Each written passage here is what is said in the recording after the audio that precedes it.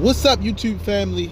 This is a special edition. I'm currently driving to get my daily Bang energy drink, but there's some things I wanted to share with you along my journey, and I know you'll actually encounter this along your journey too, because if you're anything like me, you're an action taker.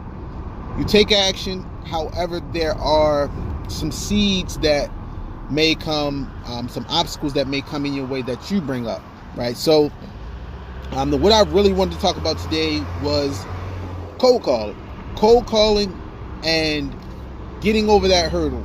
So what I recommend for you to do is to check out the guy Brent Daniels with TTP, watch his free stuff, download his free script. It's really, really gold.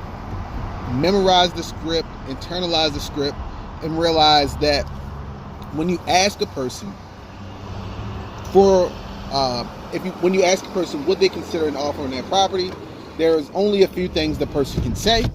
They'll say yes, they'll say no, they'll say how did you get my number, they'll say maybe, and then they might say screw off, right? But that's a form of no, which is cool. It's totally cool. But I've noticed that once you come in with the attitude that you have $1 million cash and you are looking to buy a property and you don't necessarily care whether it's their property or the property next door to theirs, using the phone will be 100 times easier. And also, a lot of people, not even a lot of people, you're inside of you, your mind, your subconscious, your ego will tell you that people will be mean on the phone. That's totally freaking false. It's false. You will get some people that may be kind of, short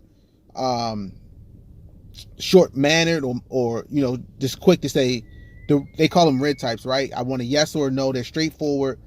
You'll get those type of people.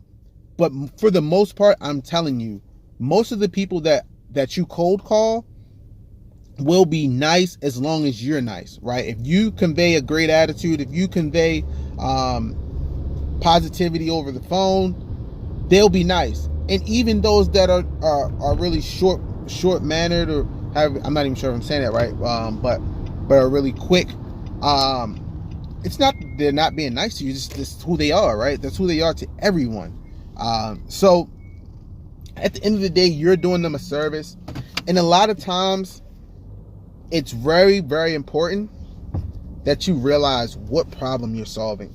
Because if you can't solve a problem, you'll have a problem. And you're the problem because you're knocking on someone's door and you're trying to buy their home, but they're not distressed. Well, they don't necessarily want to sell, right?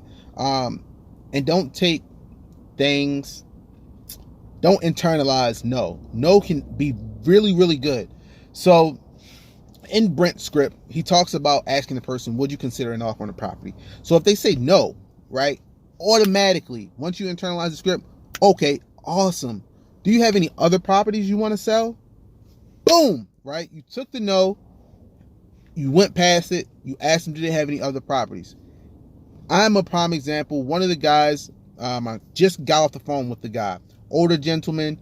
I asked him about a property here in Baltimore, Annapolis Road. Actually, let me backtrack. I actually called the guy, spoke with his mother. His mother said, hey, he's not going to sell this property. I laughed. I said, hey, ma'am, you know him more than I ever will, right? But take my name, take my number down anyway, and tell him to give me a call if he's considering selling it. So the guy gives me a call literally in about 3 minutes. He says, hey, man, my mom was in line. I'm not looking to sell this one just yet. Not looking to sell this one. I'm looking to fix it up and put it on the market. But I do have 2 other properties that I'm looking to sell. One of them is currently cash flowing with a tenant who pays $1,000 a month. And I have another property that is that's not cash flowing. I'm thinking about fixing it up, but I have not fixed it up yet.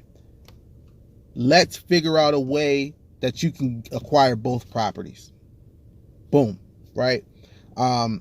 So come to find out, this guy has multiple properties in Detroit, properties in Florida. he had a lot more properties here in Baltimore, but he wound up selling them. So I say to say that because a lot of times, even for me, picking up the phone was really, really hard at first. But when you realize people are genuinely nice, people are cool. I had like a 35-minute conversation with the guy, right? So now he knows where I am. I know where he is. He's a straight shooter. I'm a straight shooter. It's to the point that he's like, hey, man, I want you to make some money. I want you to make some money off this. I want you, if you want to buy and hold this property, I've already made my money from it. This will be excellent for 5 to 10 years down the line. But if you do want to fix or flip this property, you still can get some money on it. I like your attitude. I like your persona. And literally 35 minutes, the guy gave me the game. He wanted to meet me.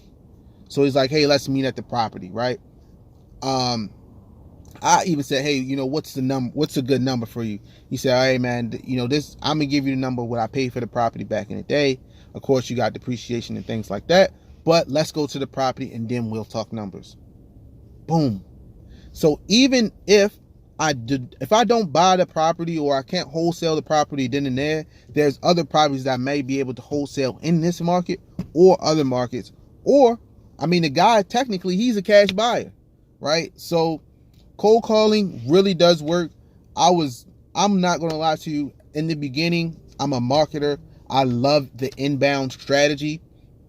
I like people coming to me, but I've realized, man, when you cold call someone and you're nice and genuine and you figure out if you can solve a problem for them, and for him, his problem was, hey, I have these properties, they're nice, but I want to invest into multifamilies.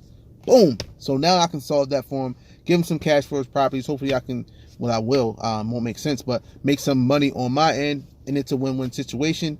And the guy retired, has multiple properties. So, and I also have a cash buyer just in case I come across other properties that are off market.